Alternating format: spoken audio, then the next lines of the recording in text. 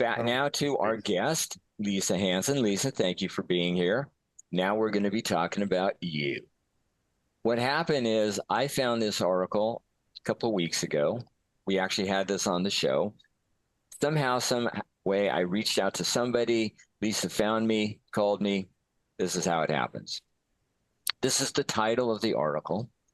Minnesota grandma jailed for defying Walz COVID lockdown orders warns you do not want tyranny at this level. Now, I'm going to say a little bit about the article, and then, Lisa, you'll take it. This is just background. She and family used to own a wine and coffee bistro. And, well, she's a mother of 8. She has either 17 or 18 grandchildren, which is not part of the story. And they were 90 miles south of Minneapolis. They'd been open for a while.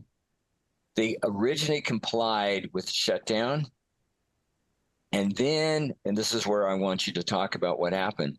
Remember because her family's place was deemed non-essential. Well, what was deemed essential? Bars,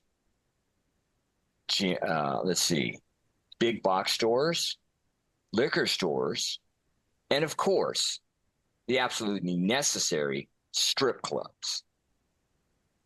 Well, after a while, Lisa decided, no, we're going to reopen. Tell me the story. That was what we decided to do. And it was actually bars, restaurants, gyms, dance studios, hair salons, etc., that were considered non-essential. So in contrast to the businesses you already named, including the strip club, they were considered essential businesses. And don't forget, Minnesota's largest candy store got to stay open as well.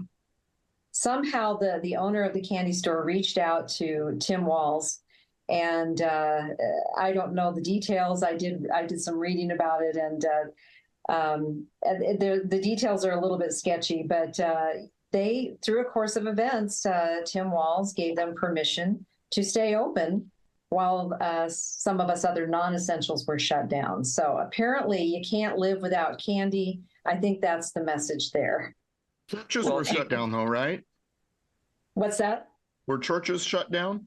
Oh, eventually, yeah. He shut down schools. He shut down churches. Yes, yes. But you got to keep the strip clubs. You got to keep the strip clubs. Come on. Yeah, got to keep the strip clubs. Yeah, it was crazy. It didn't make any sense, of course. Of course, communism doesn't make sense, and it doesn't work very well, does it? not when you're talking about working for the people or in favor of the people. So, okay, go ahead. Then I have some questions for you, please. Thank you. Sure. Yeah, you're right. We consented with the first shutdown that was going to be 2 weeks, which turned into 2.5 months. And during that time, we thought, well, we didn't know what hit us at first. We thought, okay, let's take a step back and see what's really going on here. Well, as we did our research and just paid attention, we realized there is something very nefarious about all of this. And by the way, the governor doesn't have authority to control, to dictate our lives, so that's a problem. So we were actually never opened back up fully 100%, and then the second shutdown came in November of 2020. And that's where we said, I said, I have 2 choices. I told my husband, we have 2 choices. We can either close our doors permanently forever, we're done, and walk away and, figure out how to pay off the debt. Or what's the right thing to do here? We could open up because we have every right to be open. So that's what we did. That's what we did. Thank you for that. When you reopened, were your employees happy to have a job? They were very happy to have a job. Okay. They kind of like getting that paycheck. How about your vendors and suppliers? Were they happy? They were elated as well. And what about the customers? Were they fearful, or just came in and got what they wanted? We had the first day that we opened back up fully. It was actually somewhat promoted by an organization that was trying to help Minnesota businesses open back up, and we were a part of. We joined that organization, and so it was a great. I thought it was a great effort, and so it was marketed, promoted, if you will, that, okay, here's a list of about 200 businesses that'll be opening up in the state of Minnesota. Go patronize them. For the first few days opening up, we had lines out the door. We had people that came to patronize us from all over the state and from other states as well. They were thrilled. And, during that time, it's really fun to look back on. Our employees were being very well taken care of.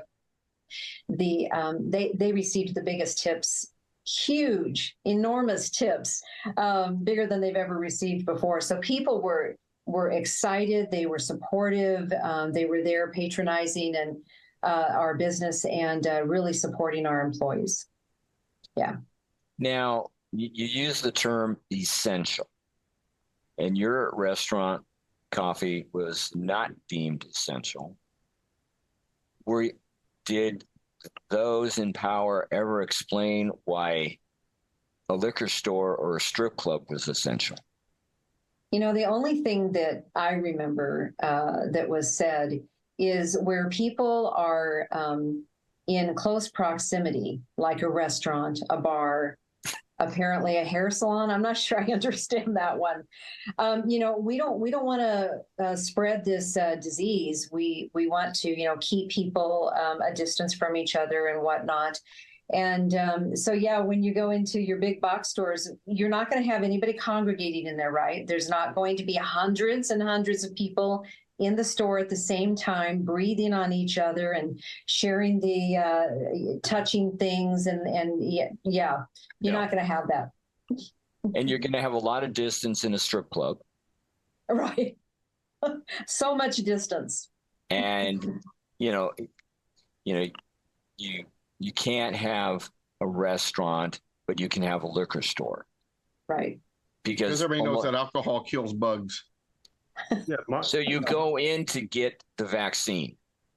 Got it. Okay. Now, so you're open. The employees are happy. Vendors are happy. You're happy. And the customers are happy. This seems like a really good situation. What happened? Yeah, it actually was a really good situation, and the state didn't agree with us. They didn't agree that it was a good situation. In fact, within, I believe it was 48 hours, we had a cease and desist order placed on our door, and then the state, and I didn't comply. The state then threw all their resources at us that they possibly could. Okay. So this brings up a couple of my favorite topics, and I don't think we as a nation have taken a firm enough stand on this. They justified this under two buzzwords they used. One was emergency powers, and that's the asterisk in the Constitution and state constitutions that doesn't exist, where none of this stuff matters if we declare it an emergency. But the other word they use is public health, and that's become sort of a catchphrase for basically anything they decide is important for them to impose their will. They can call it public health and get away with it. We have not stood up hard enough against the concept of emergency powers. We have not pushed back hard enough about what exactly is public health. To me, I think the public gets to decide what's healthy for themselves. That's the idea of being a free citizen. The founding fathers never imagined that a bunch of unelected bureaucrats would tell us what was good for us and what wasn't, and be able to impose their will, put asterisks on our basic freedoms, and use what's called quote unquote emergency powers. That's the conversation we have not had enough of. And, we saw that about 2 years ago with a New Mexico gun law. The governor tried to cite emergency powers, And everyone fought back saying, oh, it's a Second Amendment violation. Well, no, let's look at it a little bit more closely. Why does your governor have the right to declare this a public health emergency and take away your constitutional rights and your state constitutional rights? Oh, I know why. I know why. Go ahead. I'm off my soapbox. No, okay, we're talking about emergency powers. We are talking about public health, right? Well, Brady, you're forgetting the one all-important thing that doesn't have to be in the federal or state constitution, because they've decided, we know who they is, that this is all they need. That's an executive order. Executive orders get to, pun intended, trump the Constitution because they said so, right? And every president has issued executive orders. Governor. Wait a minute. That's not in the Constitution. They don't have the right to do that. They weren't granted the power, the authority. Oh, they're violating the Constitution. I absolutely, I'm kidding with you, Brady. It almost sounds like he's baiting us, does it not, Brady? Oh, I am. We absolutely have to, on these topics, begin, my phrase, call to action. Public health is not. And Doug, I just want you to know, yes, I have my pocket constitution here. So please, at the federal level, tell me where in Article 1, Section 8, public health is an issue for the federal government to deal with. I'll go one better for you. Not only is there no asterisk in the Constitution, and public health is not in the Constitution, but during the Revolutionary War, there was a smallpox epidemic. Did they require people to wear masks? No. Did they require people to shut down their businesses? No. They said, hey, if you think you're sick, don't go into public. End of conversation. The only requirement during that smallpox epidemic was those that were enlisting to fight in the war were required to get vaccinated in order to serve in the Continental Army. And what that vaccine would do is make you very weak and sick for about four weeks. And that is when they learned how to shoot. And I guess the figuring was, if you can shoot while you're sick as hell, you're going to hit a target when you're not. But nonetheless, that's about the only thing they did during that smallpox epidemic. And when Lisa was talking and you asked her about where the suppliers and the vendors on, there's this funny thing in Article 1, Section 10 called the contract clause. And what it does is it doesn't allow the government to interfere with contracts. And that would include service contracts, employee contracts, and so on and so forth. So they were violating that clause. And when I say government, state governments in this case, they were, and the state governments were interfering with contract after contract after contract. They were violating the Constitution just by telling you how to run your business and that you couldn't run it during this time and all of that. It was a complete violation of Article 1, Section 10. But the one that really got me fired up, and you touched upon this. I did? Is, that Lisa says, well, we found out that the executive can't do that. Oh.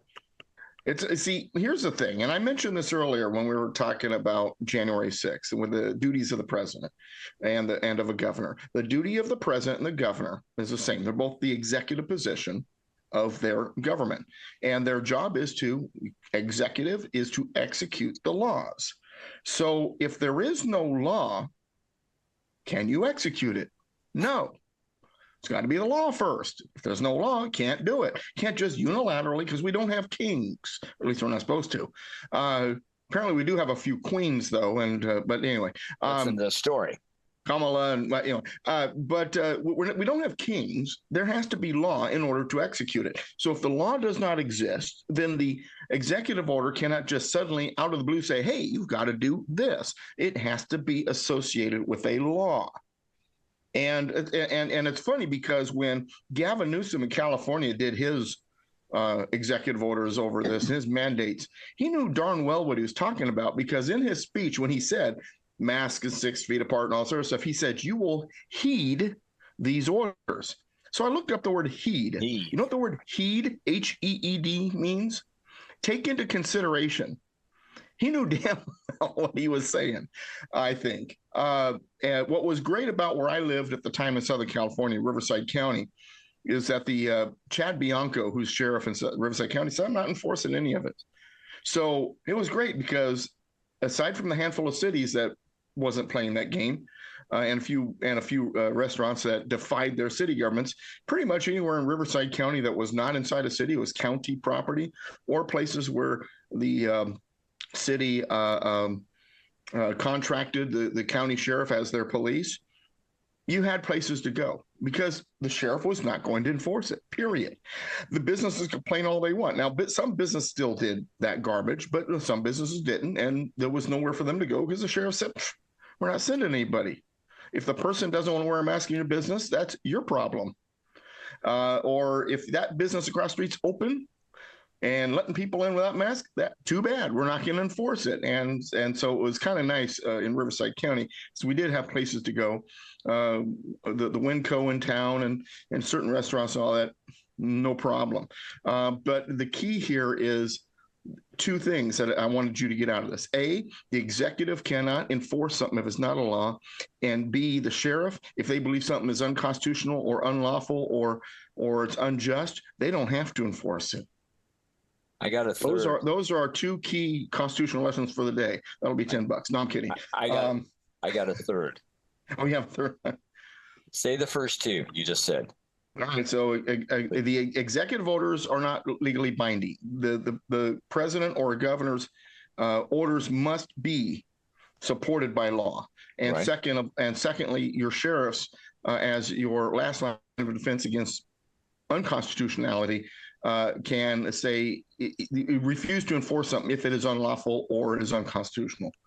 To me, the third, just to be a little clearer, is that the executive branch, the head of the executive branch, cannot create laws. They cannot create, modify, nor repeal law. That Right. Article 1, Section 1 of the Constitution says that only Congress can do that. All legislative powers belong to Congress. And your state constitutions say the same. If there's no law, they can't enforce it. They can't create the law because they want to enforce it, and the sheriff doesn't have to follow. Gee, they thought about this before they put the Constitution into form. It's almost like those framers knew what they were doing when they wrote that thing, huh? Crazy. They didn't even have Netflix back then. How could they do that? I don't know. My favorite restaurant during that COVID stuff was a place called Marla's, which is up in Beaumont. And they actually had a sign in the restaurant that said, by eating here, you're participating in an open protest. Do not wear a mask. Yeah, and that's actually a great point, Doug, because that's one thing we all can do as citizens and consumers is, I was in Southern California when the lockdowns hit. People are walking around with masks, with a big enough gap a hummingbird could fly through. So I'm thinking, okay, this probably isn't very serious. But the restaurants who chose to buck Gavin's orders and stay open, you need to reward them and continue. We went to them back then. You need to keep going to them today. And you need to boycott the ones who decided to follow all of the illegal orders. That's something we all can do on a daily basis. Reward the businesses who stood up for freedom. And not just businesses, but churches as well. 412 Murrieta refused to close. So that's why I started attending the church. Turned out to be a great church. One time we came out of Sunday service, though, and NBC was outside sticking mics in our face and says, hey, how do you feel about being in an environment with all those dangerous people not wearing masks? They actually asked you. Oh, yeah. I have a feeling that my answer did not make it on the air that night on NBC. Well, Doug knows one of my favorite churches in San Diego. It's because, he's actually been asked to come there and speak. But there was a group of people not ordained by any stretch of the imagination. Their church was closing down. They said, the hell with this. And they just talked to someone they knew who had some extra space at a winery and started doing outdoor services. And the church is still going to this day. It's one of my favorite church. To go. Well, it was the worship team. The pastor shut down the church, even on Easter, and the worship team said, fine, we're going to worship anyway. And so to this day, they don't have a pastor. They have guest pastoress every week, and like 4 times they've actually invited me to do the service as a constitutionalist in history and stuff like that. But no, it's a great environment. And they kept getting together, and they had like 80 to 100 people at one point during COVID showing up for church. Yeah, you're outside, with these guest pastors and a worship team that told their church, hey, we're gone. We're going to go worship somewhere else then. And don't forget all the chickens clucking the whole time. Because we're out there, we're an actual working winery, and there's chickens. No, it's one of my favorite places I've ever been to. Sounds like they need somebody to talk to Goats. them about they need just somebody to talk about basic climate education, but that's for another time. Lisa. I'll get you in touch with him. The two people who run that church and worship team used to be students in one of my Constitution class. That's how they found out about me. But beautiful. I can actually get you in contact with them. Please do. Lisa, was there any personal cost for you and your family that you want to talk about for standing up against the lockdown? Oh my, yeah, personal cost was huge. That's something, I don't know why it's hard for me to talk about it, and really put really make a clear picture of what it really did cost us. I think you're just going through the motions. So I had never been in court. I had never been in trouble with the law. I had never experienced anything at all, even close to this. Neither had my husband, our family. And so it was beyond anything we could have ever imagined. And as you guys, I'm just loving listening to you guys talk about all of this. It was a huge cost, financially, emotionally, mentally, every way. It was a huge cost for my husband and I, our family. And, you don't know, I suppose, until you go through something like this. I wanted to share something with you guys, if we can go just back to the executive order. So emergency, I handled my own case. Not because I'm so brilliant. I had a brilliant friend that helped my husband and I as we walked through this. And I say my husband and I because my husband was with me right by my side the whole way through. Thank the Lord for that. But the friend came alongside, and there were, I believe the state sued us 5 times, civil suits against us. So they sued us also criminally. There were 2 cases against me, and so when we got into the law, I presented as sui juris, and well, all of the other attorneys that were handling cases, other civil cases against other business owners who had done similar, to what I had done when I opened up against Walz's his orders, which carry no weight of law, right? No rule of law, as we've already stated that. Where were the statutes? What were the statutes they went after with, or was it just stuff they brought out of the air? That is a good, we did get into statutes, but the violation was simply violating the governor's emergency executive orders. I'm talking on the criminal cases now, and one charge against me for public nuisance. Public nuisance. That's a criminal charge? Yeah. My understanding is if you're not one of their cronies. Yeah. My understanding is they throw in the public nuisance just in case the other charges might not stick.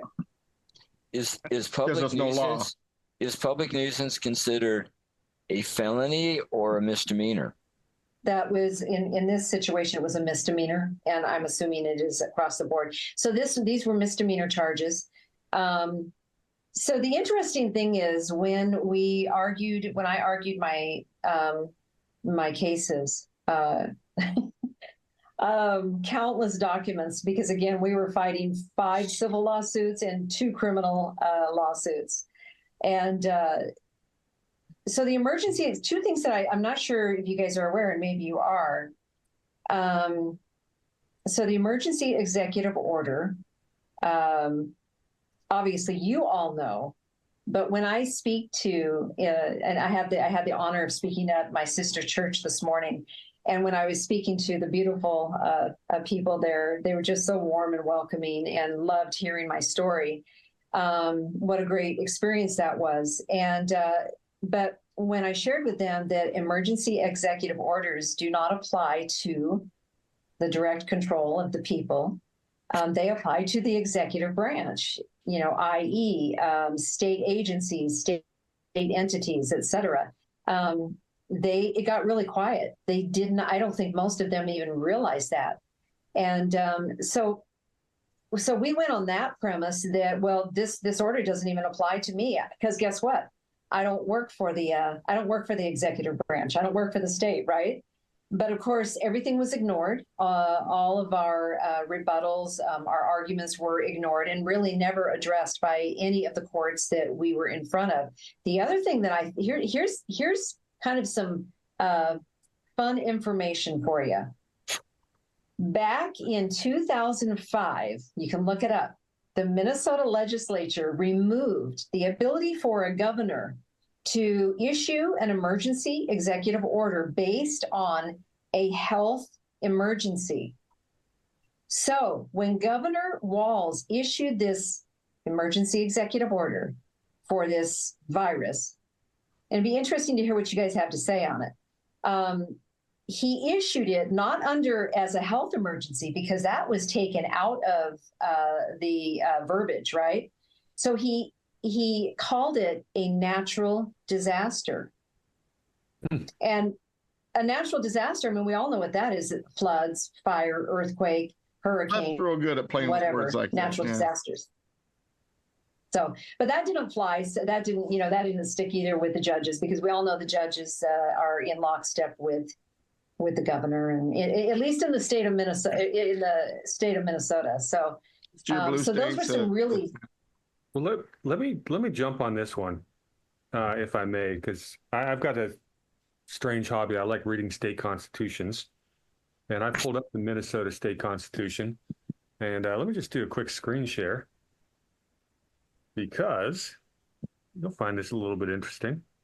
In the state of, anybody want to guess that whether the Minnesota state constitution says anything to do with emergency powers? The word emergency. It doesn't. Well, good guess, Alan. You're really sharp tonight. Sorry, apologize. The word emergency does show up once, and it talks about how to remove a governor in periods of emergency resulting from disasters caused by an enemy attack in this state, including but not limited to succession to the powers. Oh, see, I get it. I got to interrupt. Sorry, Brady. I get it. The virus is an enemy attack. Well, it actually was.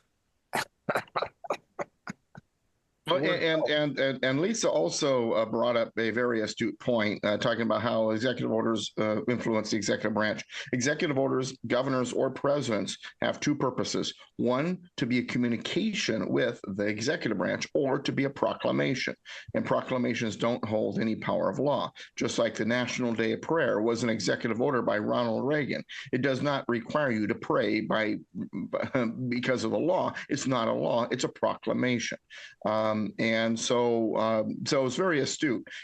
Executive orders only apply legally to the executive branch. They are a communication with the executive branch, because the job of the executive is to execute the laws, and the executive orders were originally designed to be that communication arm on how to tell, basically, in writing, because the founders wanted everything in writing, how to carry out the duties of executing the law.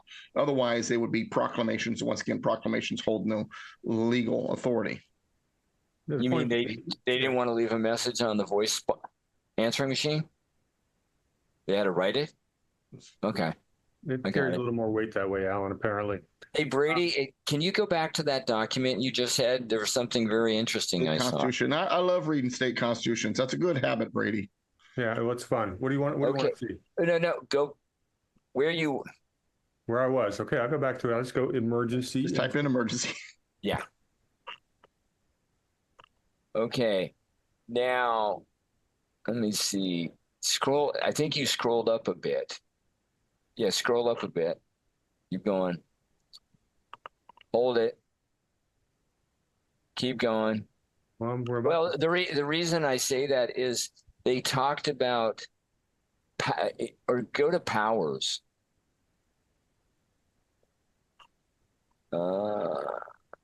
Dang it. Well, anyway, when they talked about powers, they had them in this document in this order: legislative, executive, judicial, 3 branches. Gee, Funny. Just like the U.S. Constitution. 1, 2, and 3. Isn't that amazing? In order of importance and level of power. Guess what? The legislature has more power, authority, and abilities than the executive, and the judiciary is at the bottom. Imagine that. Well, we know John Marshall didn't like that. Yeah, that's a whole different story. John Marshall, for the sake of the audience, was the fourth Chief Justice of the United States, and in his 36-year reign, he did more damage to the Constitution than pretty much any Chief Justice in history. And who appointed him? John Adams. Midnight Judges. Want to look it up? John Adams, wonderful revolutionary, lousy president. And how many? Go ahead, Brady. Well, if I may, before we get away from the Minnesota State Constitution, because this was rewritten last in 1973, after Reynolds v. Sims, 1964. If you look at their apportionment, it's very disappointing. Apportionment of members, the number of members who compose the Senate and House of Representatives shall be prescribed by law. The representation of both houses shall be apportioned equally throughout the different sections of the state in proportion to the population thereof. That's problematic. Now, that's a teaser because, see, you and I are getting ready to do a video on Reynolds v. Sims at rumble.com/warhamster.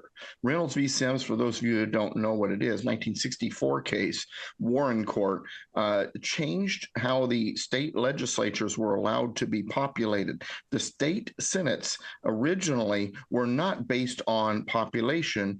They were kind of modeled after the U.S. Senate. The U.S. Senate, 2 per state. At the state level, it was 1 per county. Now, all of you out there, no matter what state you're in, would your state Senate look different if it was 1 senator per county? Yes. Oh, yeah. Oh, Why is yeah. that? But what's like in California? You got one Senate district where 1 senator represents like 12 counties, but LA County has 15 senatorial districts. Could you imagine if each of those rural counties had 1 and LA only had 1? Oh, yeah, the state Senate would look very different. The Founding Fathers did that on purpose because in Federalist Paper number 10, Madison explained it really well. There are factions out there, and there are dangerous factions out there, and the best way to keep any faction from controlling everything is to make sure that the minority factions are strong enough to debate them, to go head-to-head with them. The minority faction, in this case, being the rural areas versus the cities. So they made sure that the rural areas had the state senates, so that the state Senate was a rural voice, the state House or Assembly or House of Delegates was the city voice. Now you got debate. Debate equals liberty. And the whole point was to avoid the tyranny of the majority. Right. And also Federalists 45 and 55 both discuss this in a little bit more detail as well. But it's crystal clear that the Great Sherman Compromise at the Constitutional Convention in Philadelphia made it so that the small states couldn't dominate the big states or vice versa. And Virginia plan, New Jersey plan, let's use them both and mix it up. Yeah. And it should have worked. Unfortunately. Well, the problem is we had enemies of the Constitution out the gate. The Constitution was never fully implemented properly. The free market was never fully given a complete reign. There was already enemies, and now it's really out of control. Well, what I get out of this is before they changed the Senate, in as far as 1913, the U.S. Senate. Yeah, 1913, worst congressional year ever. 17th Amendment, where you had each state, because a state is a political entity. It is the states that created the Constitution. It is the Constitution that created the federal government. Every state the states are parties. Parties to that contract. Right? They wanted to have an equal voice in the government. That's why every state for DC Senate had 2. Now, when you get to the population, you get, okay, whatever population you got, you're going to get representatives. That's fine, because that's for the people, and the Senate was for the state. Right. And the state, as you're saying, these people weren't voted by the people because that's just another voice of the people. This was coming from state legislature. So they took that out, and it looks like that's what they did at the state level, where, we're not going to give every county a voice. No, we're going to do it by the people again. So you've doubled up on people representation, and you've taken away definite political entities, whether it's the state or the county. This is absolutely wrong. Those are mechanisms of a republic. And all the tyrants know that republics are very difficult to change into tyrannies. Therefore, they want democracy, or as Karl Marx said, democracy is the road to socialism. Yes, we have some elements of democracy in our system, and we should. But when democracy dominates a system, you basically give the population centers the bigger voice, the Minneapolises and the St. Pauls and the Los Angeleses and the Houstons, the Chicagos and the New York Cities. They have the bigger voice in a democracy. Democracy, as Jefferson said, is when 51% can vote away the rights of the other 49%. So there were mechanisms in our system to guard against that. And that's what we're talking about being a federal republic. So how would this have played out in Minnesota in Lisa's situation had you had a state Senate that had representation one per county, and you actually had a legislative body that was sticking up for the rights of the smaller business owner, et cetera? Exactly. It would have changed everything. You would the entities, Lisa, I'm guessing here, but logical conclusion that these are statewide agencies being dictated by the imperious, governor, handing these things down without any approval of the legislature. Most of what you crazy laws that are on the books now wouldn't be on the books as well, because you would have a state Senate that would oppose a lot of that crazy stuff. Lisa, your thoughts? Never heard about this before. The legislature, or excuse me, the legislators went to task to remove his, well, some of them wanted to, not all of them, of course, wanted to remove his emergency powers. It was in, and then of course the Dems kept, hanging on to that, to allowing him to hang on to his emergency powers. And it was it in 2021? We finally saw I believe it was in the summer of 2021 that the legislature finally removed his ability or his emergency executive order. They revoked it. I'm not sure if I'm using the right terminology there. So was there a few Democrats in that were willing to see the light? Is that what was happening? There was, I think, and I apologize. I should know this better than I do. But you're fine. No worries. I believe that there was a couple of Democrats that eventually came over to the other side and said, okay, we'll there was, you guys probably, again, you gentlemen know better than I do, but I learned a little bit of firsthand. I've never served, but I did run for Senate and learned how that all works, and spent some time up at the Capitol and with some representatives and so forth. And that was really interesting. It's so corrupt. It is an eye-opener when you spend time. Yeah, what I'd really like to know is where he thought he got those emergency powers in the first place, because it is not in the Minnesota state constitution, period. Some states, there are emergency powers, like we talked about New Mexico, that exist. In Minnesota, there is no such thing. There is no ability for the governor to declare an emergency and to take on super constitutional powers, period. It doesn't exist. Democrats believe that executives have all power, especially emergency powers, unless, of course, their name is DeSantis or Trump or something like that. Yeah, I'm glad that the Minnesota got it right relatively quickly, but he never, even for one day, to declare an emergency. The governor of Minnesota does not have any enumerated power to do so. Yeah, but why should that stop you? Right. Come on. It's just a piece of paper, Alan. And it's old.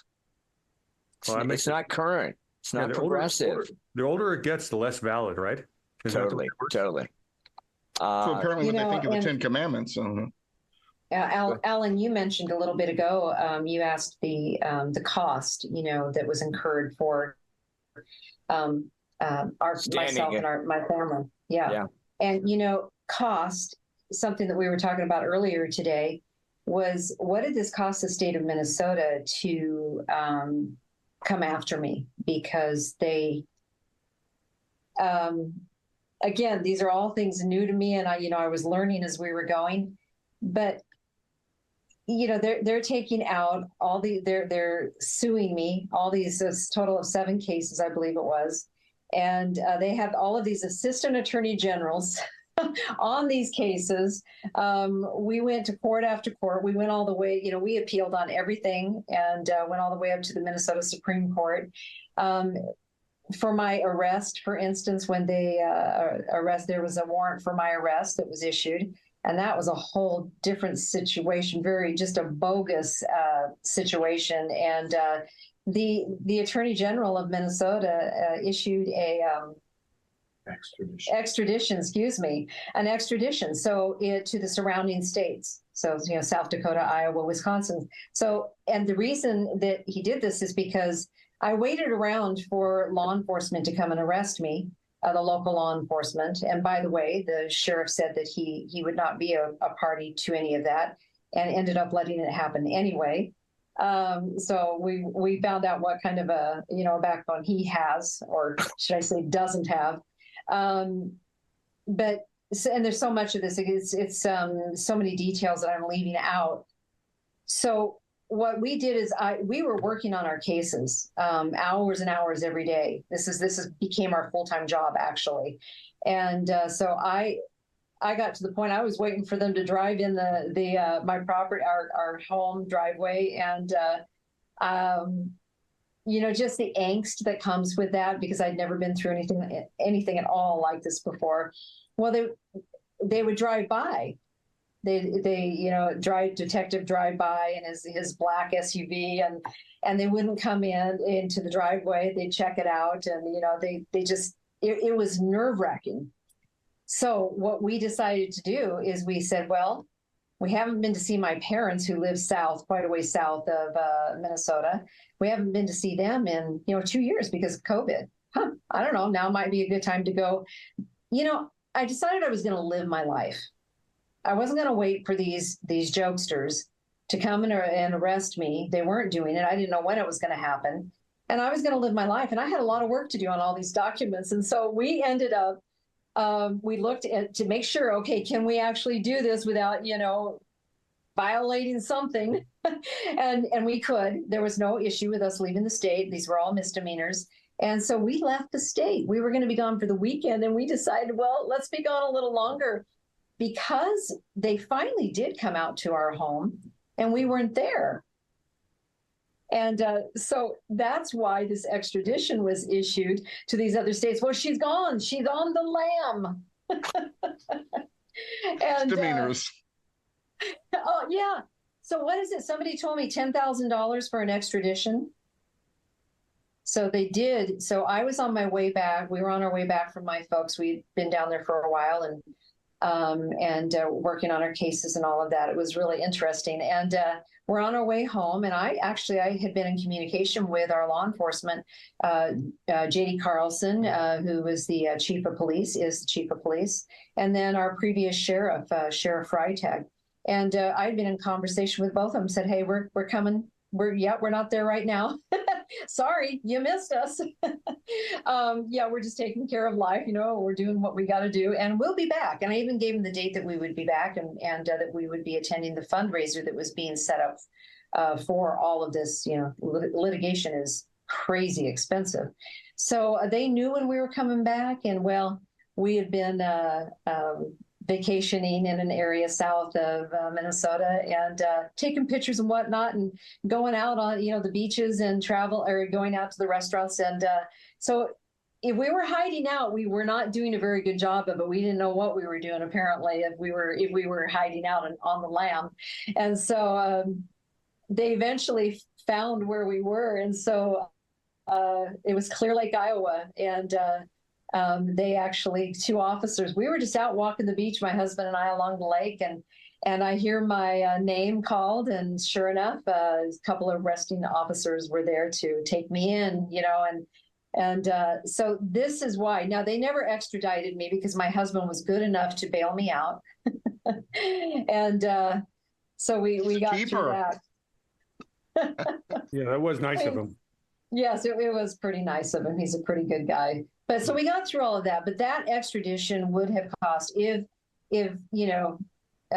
they had to extradite me, and I don't know what all the I could have been the fly on the wall. That I would have loved to listen to all their conversations about this ridiculous situation. But they in the end, they wanted to make an example out of me. That was very, very clear. In fact, during the sentencing, when the judge got his turn to tell me what a bad lady I was, he made sure that he says I'm going to give you the full penalty. I want to make sure that no one else does what you have done. And so that was their course of action. And I was sentenced to 90 days in jail by that judge. And actually, he double penalized me. He charged me $1,000 fine, which was the max fine as well. The max jail sentence, the max fine, and realized later, because we let him know, well, you could only do one or the other. So the whole thing was a sham. It was a mess. These judges that we were before, again, like I had already stated previously, they're all in lockstep. And how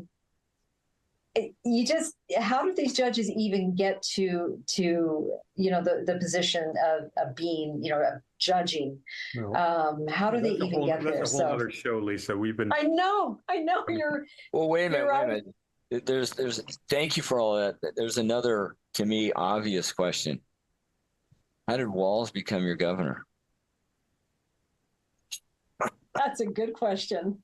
And the other thing is, which is, and I'm glad you're sharing this story, is that you were out of state. You were not on the lam. You're going to a known place, your parents. You're in touch via the phone with different law enforcement. You're telling them, oh, we're going to be back on Wednesday. And what, they want to get some kind of official kudos because they found you hiding in another state when you told them basically where you were and when you're coming back? This is such overreach. It is. It's disgusting. One more question. Again, thank you for sharing. Obviously, the personal costs, financial costs, emotion, everything is very high. Two questions. Were you in Minnesota when BLM happened? And if so, thoughts, impressions, what you talked about with other people about it? Yes, we were. Appalling. Where was our governor? He allowed Minneapolis to burn. Businesses were destroyed, lives were destroyed. He failed miserably, and I have no doubt that was all part of the agenda. I saw one article, and it indicated one of his. Now, remember, he was part of the state of Minnesota's National Guard, right? 24 years, something like that. Right. And he was he wasn't just a private. Yet when asked why he doesn't call them up, one quote that I read was that, oh, they're just a bunch of 19-year-old cooks. That's okay. I'm not knocking 19-year-old cooks, but that is, if you're talking about a military unit that has been deployed in various parts of the world, that is a very demeaning statement. And given his history with the group, he doesn't call them up immediately. Right. Oh, wait a minute. I forget. He's a friend of China. Okay. Thank you. Yep. Yeah. He actually did say that. He's famous for saying that. We've made him famous.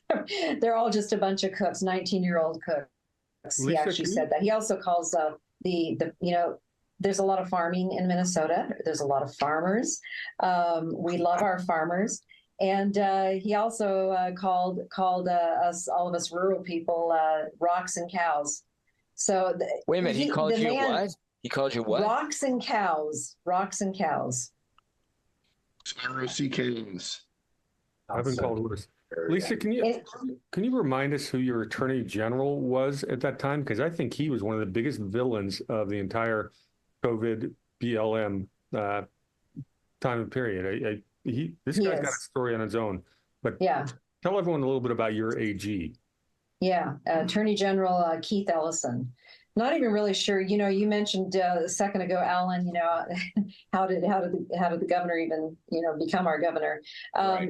How did Attorney General Keith Ellison become our Attorney General? The man he's a woman beater. I mean, it's fact. He has a record, and the guy is communist, in my opinion, through and through. When he was in Congress too. Yes, that's right. And no, he was. I got to tell you this little story too. So there were several of us in the state that the state came after with civil lawsuits. And then, as far as I know, I'm the only one that received the badge of honor for the criminal lawsuits. But the other folks, I don't know if you guys know this, but most of us were women. The people that they came after, all of us were women. The majority were women. So that's just something I believe.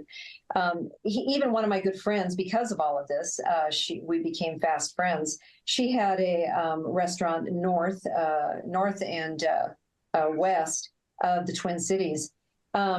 She is just a really great gal.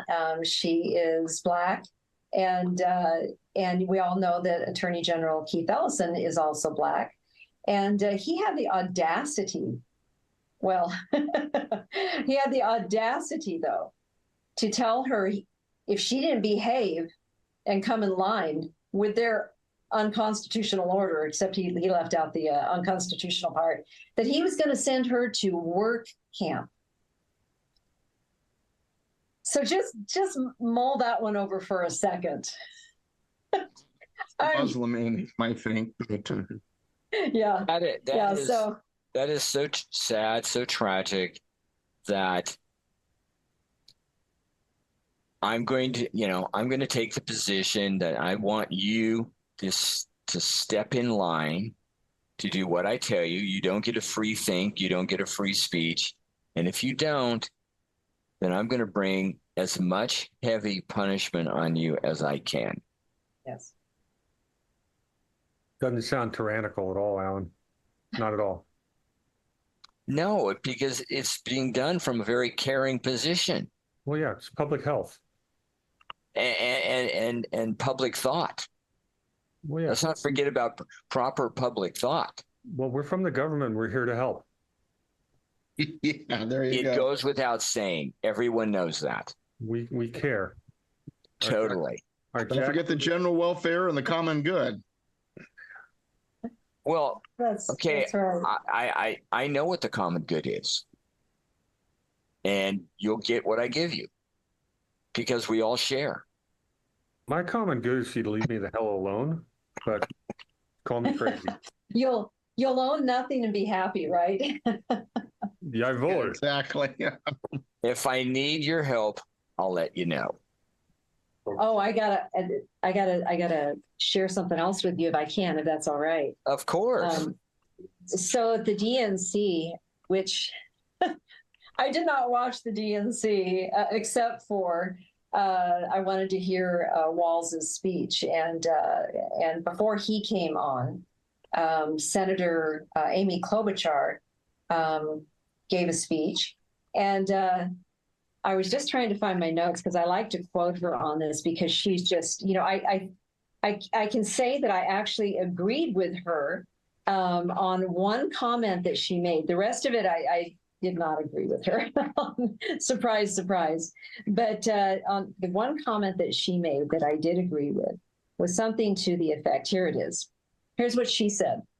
Walz will do the same for the nation as he has done for Minnesota.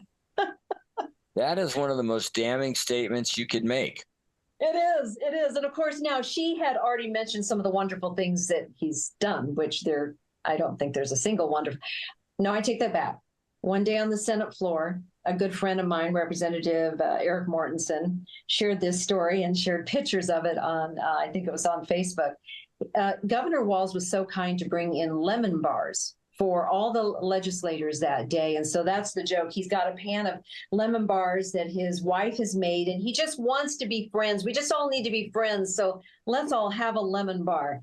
So, that was probably the nicest thing he's ever done. But I was thinking about, well, let's talk about what Walz really has done for Minnesota. And so we've already covered a lot of that tonight. But how about the $18 billion surplus that us taxpayers said, we'll give it back?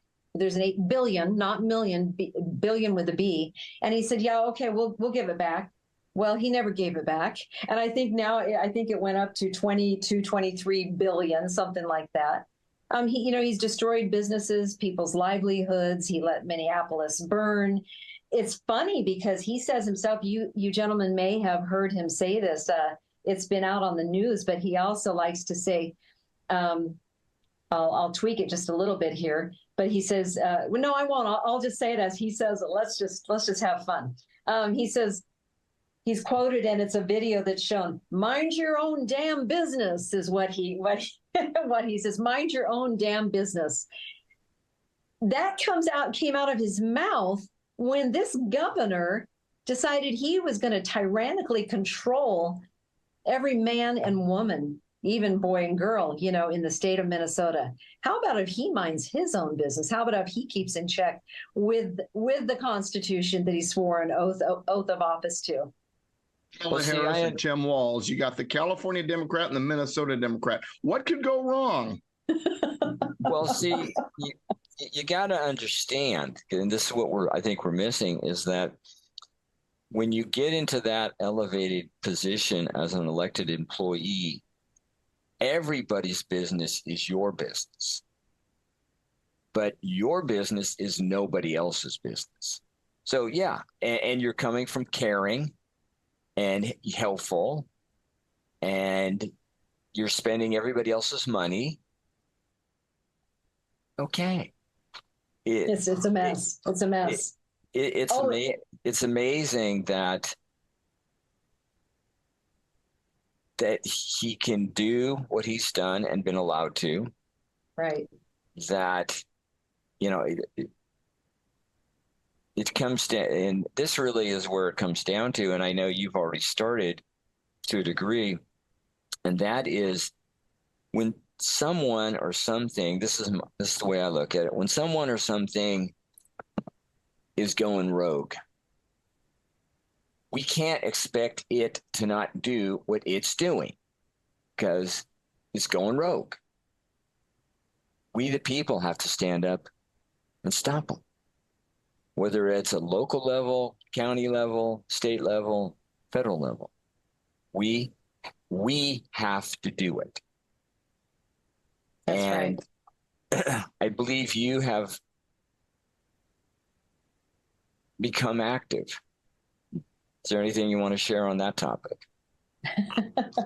Well, yeah, active, I guess. I've never been involved in activism. I guess I've been a little bit involved in working for the Republican Party and doing things in the past, delegate running or serving as a delegate, et cetera. So not a huge thing, but so we definitely have become activists in. I think of our future generations. Think of our grandchildren, your grandchildren, future generations, and I think they're not going to have an America if we don't do something. And I agree with you 110%, Alan. No one man is going to save us. And I'm talking, the presidency. No, it's not up to the president to save us. It's our duty. I love the part about the Declaration of, Independence where it reads but when a long train of abuses and usurpations pursuing invariably the same object evinces a design to reduce them under absolute despotism, it is their right, it is their duty to throw off such government and to provide new guards for their future security. So I'm ashamed to say, but I did not know the Constitution well. I still don't know it nearly as well as I'm going to know it eventually, but really didn't have knowledge of it. Say that again. I said, I'll get you set up with classes. I teach the Constitution. Awesome. Thank you. I would very much appreciate that. And so as I'm reading this and I'm thinking, you know, duty is a really important word to me. These founders were, I don't even fully understand. Can any of us fully understand what they sacrificed? And not that we need to get off on that, but they're telling us, you guys, it's not only your right, but listen, it's your duty. Because they're going to try to take all this from you. And the founders, the framers knew that, right? That's why they wrote it as they have. And they go even beyond that in the preamble of the Constitution, if you don't mind me interrupting for a second, because it says, please do. To secure the blessings of liberty to ourselves and our posterity. In other words, what they're saying is they're willing to put on the line their lives, their fortune, and sacred honor, not just for themselves, but their posterity, those not yet born. We don't just do this for ourselves. We do this, we fight for this, we stand against tyranny for those future generations. That's what they did. And they say so right there in the preamble. It's beautiful. And, you know, I was thinking when we were making the decision, do we stand up or do we just, be done with our business? And it came to doing the right thing, because the right thing is always the right thing to do. Doing the right thing is always the right thing to do. And I thought, you know, and at this point, I don't know much at all about, you know, our founders and our Constitution, the founding documents, et cetera, et cetera. And 4 years ago. And I said, listen, I know enough to know that they sacrificed hugely, greatly for this country. And then I thought about all those that have served in wars, have served our country, you know, protecting our country, the people that paid the ultimate price, that made the ultimate sacrifice. And I thought, we just can't let that go. We can't just say, well, we didn't really, you know, we just couldn't let it go. I couldn't let it go. You remind me of, it's one of my favorite sayings. I'm not sure where I heard it first. It might have been from Doug or elsewhere, but you know, the fight against tyranny it's a battle that can never be won, but it must never be lost. We've got to be ever vigilant. And that's wait a minute, forever vigilant? Oh. Well, there you go. Thomas Jefferson. Thank you. Thomas Jefferson was forever vigilant, but yeah, we will never win it, but we can't afford to lose it. That came from me, but that's the truth, because you know the enemy is like a current under a boat. The way I like to explain it in my events, and you know we can hear the falls in the distance. We know it's our destruction, although we've got idiots on the boat saying, no, that's not destruction, that's hope and change. But we know it's our destruction, so we're rowing in the opposite direction. And every once in a while, we get to the point where we're far enough away, we can't hear that noise. We think we're safe. And so we put down our oars and we say, hooray. And we put down our oars, and that current never stops. It never rests. It has no mercy, and it pushes us back towards the falls. We've got to continue to row. And then as we get older and we get tireder, we have to not only teach the next generation to row, but why to row. And we have not been doing that as well as we should be. Couple of last thoughts. Last sentence from the Declaration of Independence, signed by 56. And every one of those gentlemen who signed that document, I believe, knew very clearly they were signing their death warrant. But this is high treason, man, high treason. Total. And for the support of this declaration, meaning the Declaration of Independence, with a firm reliance on the protection of divine providence, here it goes. We mutually pledge to each other our lives, our fortunes, and our sacred honor. Do you think these gentlemen knew what duty was? I'm going to say they knew what duty was. Doug, you said, you know, we can never end. This is always going to go on. I'm going to take slightly the other side. If you learn to do something right, if you learn to do something right and you do it right, correctly, properly, then you won't do it wrong. What we have not learned, which means we have not passed on to posterity, the future, is we haven't learned to stay involved. As citizens, with this country with a sense of duty. My phrase is we got to wake up, stand up, stay involved, get involved, stay involved. And that's what we're not doing. When we, the people, do this, we won't have these problems. They won't get very big because they'll be snuffed out very early on. And people will already be engaged socially, politically, whatever, in their area, their county, their state, federal, somewhere. Where we're losing this, of course, is in the education area. Definitely losing it in the education because it's not in the schools. Absolutely not in the schools. It's not in most people's social interactions. It's not there. People aren't talking about the Constitution. People aren't talking about the rule of law. This is where we have to begin the change. Help people. And the other thing is that this to me is one of the huge failures that we're facing. And I'm talking about the fourth estate. The founders, I believe, really, really believed in the value of the fourth estate, freedom of the press, that they would write about it. They would be honest. They would be thorough. People listen. They're told one thing. This is an authoritative source, and they're done. Well, if you don't have any education in the area, you can be told lots of things and believe them, even when they're wrong. We got a few more minutes left. Don't go away, Lisa.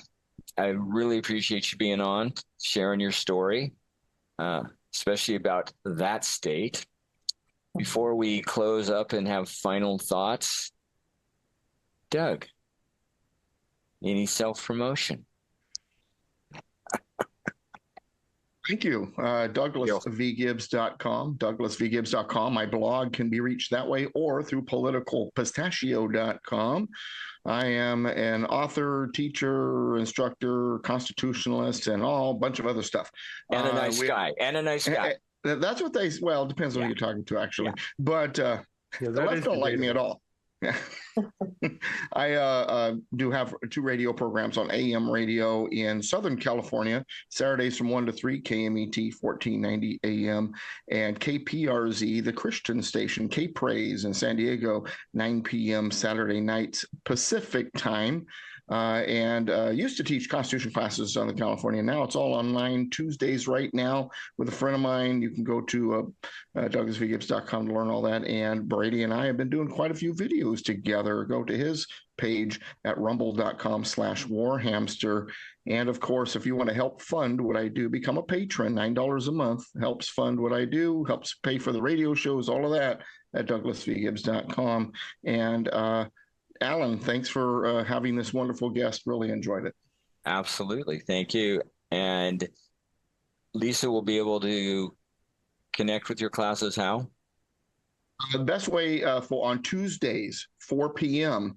Is the one I'm doing with a friend of mine right now. And you can also go back and listen to old ones. Just go to Mr-Constitution.com. That's Mr-Constitution.com. And that's actually his Rumble page. So find the episodes say Learning the Constitution. And I'm actually going line by line through the Constitution. So for all of you, Mr-Constitution.com. That'll go to my friend's Rumble page and just find the episodes Learning the Constitution, which he unleashes me and I go through the Constitution line by line.